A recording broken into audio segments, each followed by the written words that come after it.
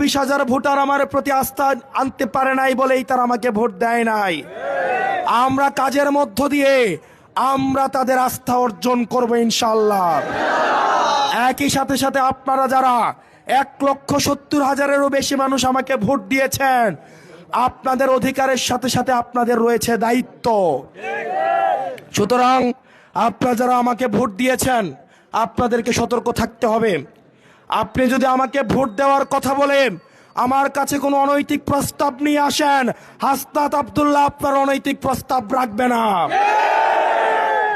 আমার নাম পরিচয় ব্যবহার করে, আমার সাথে ছবি ব্যবহার করে কেউ যদি কোনো অবৈধ সুবিধা নিতে চায়, আমি দেবিদ্বারবাসীকে জানিয়ে যাচ্ছি, আমার সাথে কারো ছবি থাকা কোনো বিশেষ অর্থ বহন করে না। আমার সাথে পরিচয় কারোর সাথে কোনো বিশেষ অর্থ বহন করে না।